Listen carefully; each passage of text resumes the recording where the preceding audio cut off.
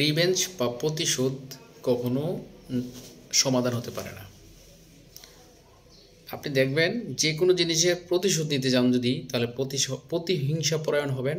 আর প্রতিহিংসা পরায়ণ একটা আস্তে আস্তে আস্তে আস্তে আস্তে আস্তে এটা বৃদ্ধি পেতে থাকবে, বংশ পরম্পরা এটা বাড়বে বাড়বে বাড়বে বাড়বে।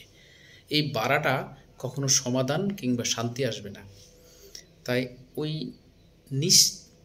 রিভেঞ্জ বা প্রতিহিংসা বাদ দিয়ে সমাধা খুঁজুন, কে সমস্যা করেছে কিংবা কার দোষ, ওই দোষ অনুযায়ী তার বিচারাদান নিয়ে আসুন।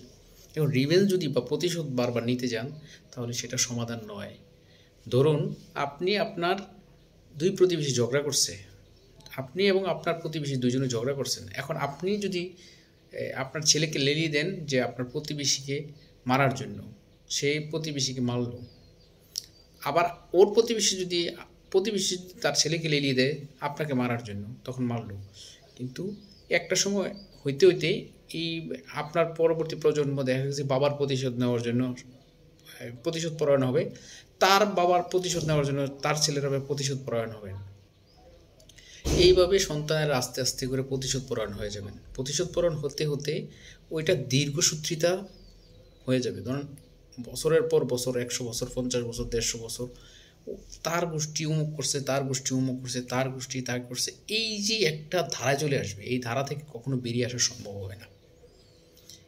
এখন ওই 50, 60, 70 বছর পরে দেখা যাবে ওই গোষ্ঠীটা সহ আপনার কাছে একটা বিরক্তিকর হয়ে যাবে, যে আপনার যে লোকগুলো ছিল, ধরেন 5-7 জন ছেলে মেয়ে আত্মীয় স্বজন কিংবা নাতিন পর্যন্ত, তারা অপর গোষ্ঠীকে বা প্রতিবেশীকে ঘৃণার চোখে দেখবে।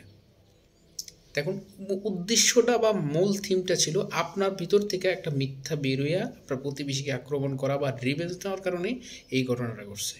আবার ওই আপনার প্রতিবেশীও আপনার প্রতি ক্ষোভ ছিল বলে একটা মিথ্যা ছড়াইয়া আপনার প্রতি একটা প্রতিশোধ পরায়ণ করে দিয়েছে আপনার সন্তানদেরকে বা তার সন্তানদেরকে। এইভাবেই চলছে।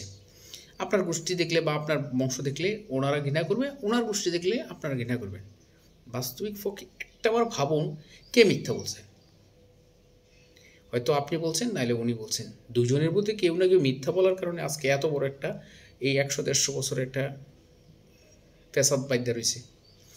তো যদি আপনার সন্তানকে আপনি ওই শিক্ষাটা দেন যে ভাই, যে বাবা, তুমি কখনোই মানুষকে অন্যায়ভাবে আহত করবা না, অন্যায়ভাবে আঘাত করবা না।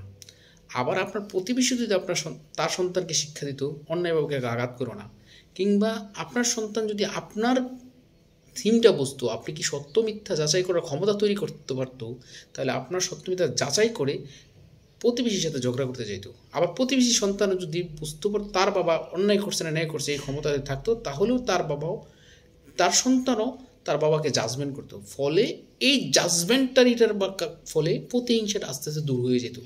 নট রিভেঞ্জ, নট প্রতিহিংসা। তো আসুন আমরা এই একটা চিন্তা করি, কার অন্যায় কার ন্যায়, এটা ভেবে অল্পতে সমাধান করে অল্পতে আমরা একটা মীমাংসাতে চলে যাই। দিন শেষে আমরা কারো প্রতি রিভেঞ্জ বা প্রতিহিংসা বা প্রতিহিংসা পরায়ণ হব না।